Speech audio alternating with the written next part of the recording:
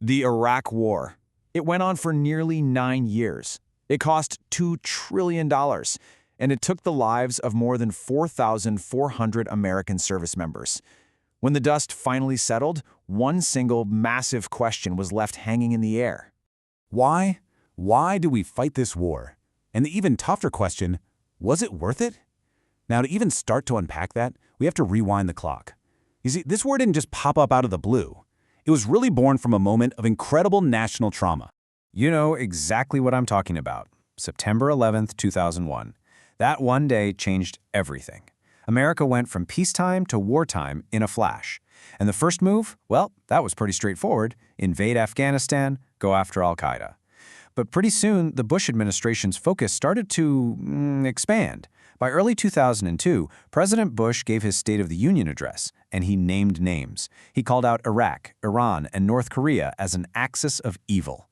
And just like that, the stage was set for a brand new fight.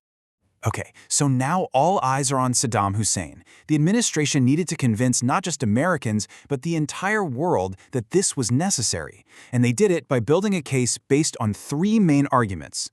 All right, here's the breakdown of their case. Claim number 1. Saddam Hussein had weapons of mass destruction. We're talking chemical, biological, maybe even nuclear weapons. Claim number 2.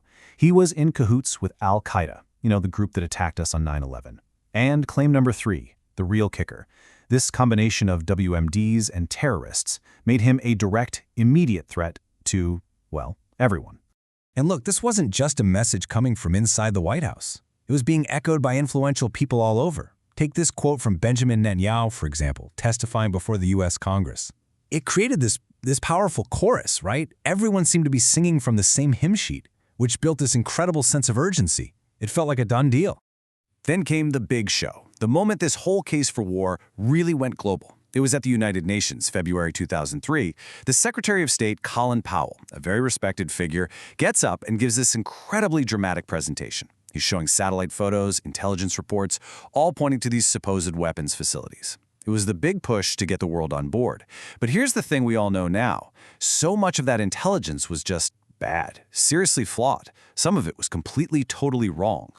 So, despite a divided world and huge anti-war protests everywhere, President Bush went on national TV and drew a line in the sand. He gave Saddam Hussein a final ultimatum. You and your sons have 48 hours to leave Iraq. Or else. Well, Saddam didn't go anywhere, and 3 days later, the war began. So how did it go? Well, the initial invasion was, militarily speaking, a massive success, a really stunning display of power. But that quick, early victory it very, very quickly turned into a chaotic and, frankly, unplanned mess. The name the Pentagon gave to the opening attack says it all: shock and awe. And boy, was it ever. Imagine the night sky over Baghdad just exploding with light from cruise missiles and smart bombs. The idea was simple, really. Just overwhelm the regime with so much force so fast that it would just crumble before it even knew it hit it. And you know what? It seemed to work perfectly. I mean, just 3 weeks in, we all saw this picture. It was everywhere. A giant statue of Saddam Hussein being pulled down in the middle of Baghdad. It felt like the perfect, symbolic end to the whole thing. For that one brief, shining moment, it really, truly looked like the war was over. Victory. But this is where the entire story takes a dark turn. It's really a tale of 2 plans. On one hand, you have the invasion, a military masterclass. They got to Baghdad in what felt like no time. But on the other hand, you have the plan for what to do after the invasion. And that plan? It basically didn't exist. America had a brilliant plan to win the war, but absolutely no plan for what to do with the peace. And when you have no plan, you get a power vacuum. And nature, well, nature abhors a vacuum. Into that void rushed pure chaos. It was 2 specific decisions made right at the start of the occupation that basically lit the fuse on a whole new and much deadlier phase of the conflict. All right, so the guy in charge of the occupation, an American named Paul Bremer, issues 2 orders that are now seen as just catastrophic mistakes. First, de-Baathification. The idea was to get rid of Saddam's cronies from the government. Sounds good, right?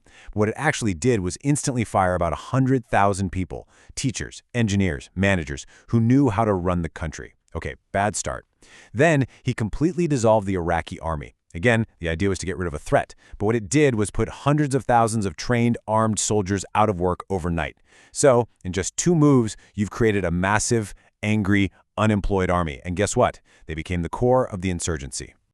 And that insurgency had a favorite weapon. You've definitely heard of it, the IED, or improvised explosive device. We're talking about roadside bombs. They were cheap, they were easy to hide, and they were horribly, horribly effective. For years, the IED was the #1 threat, the thing that defined the daily danger for American troops. And then came Abu Ghraib. In 2004, these absolutely sickening photos leaked out. They showed American soldiers abusing and humiliating Iraqi prisoners. I mean, the images went viral, spreading like wildfire around the globe. It was a PR nightmare, sure, but it was so much more than that. It became a massive recruiting poster for the insurgency and did incredible damage to America's moral authority in the world. Okay, so after years of brutal fighting, a civil war between different Iraqi groups, and finally a surge of U.S. troops that kind of calmed things down, the last American forces finally left in 2011. So, after all that, what are we left with? What's the final scorecard on this war? Let's start with the most staggering fact of all. Remember those weapons of mass destruction, the whole reason we went to war in the first place? They were never found. Not a single one. Inspectors combed through the entire country. Nothing. The main justification for the whole conflict was just wrong. It was based on a complete and total failure of intelligence. And then there's the cost in dollars. The price tag for the war is estimated at $2 trillion. Just try to wrap your head around that number. It's almost impossible. A truly mind-boggling amount of money. But of course, the real cost isn't measured in dollars. It's measured in lives. More than 4,400 American service members never came home from Iraq. That's thousands of families forever changed by this war. And what about the Iraqi people? The cost for them was just catastrophic. It's hard to get an exact number, but credible estimates say that well over 100,000 Iraqi civilians were killed. A whole nation caught in the middle of the invasion and the chaos that followed. The ripple effects of this war are still being felt today. I mean, all over the place. That huge intelligence failure, it shattered a lot of people's trust in the government, and you can still feel that. The war completely destabilized the Middle East, creating a power vacuum that, led directly to the rise of ISIS. And Iraq itself was left broken, split along religious and ethnic lines in a way that it's still struggling with. So that brings us right back to where we started. The WMDs were never found. So, was all of this worth it? Now you know the context. The bad intelligence, the non-existent plan for the aftermath, the staggering cost in both lives and money. Knowing everything we know now, was it worth it? That's not an easy question, and it's one history will be debating for a very, very long time.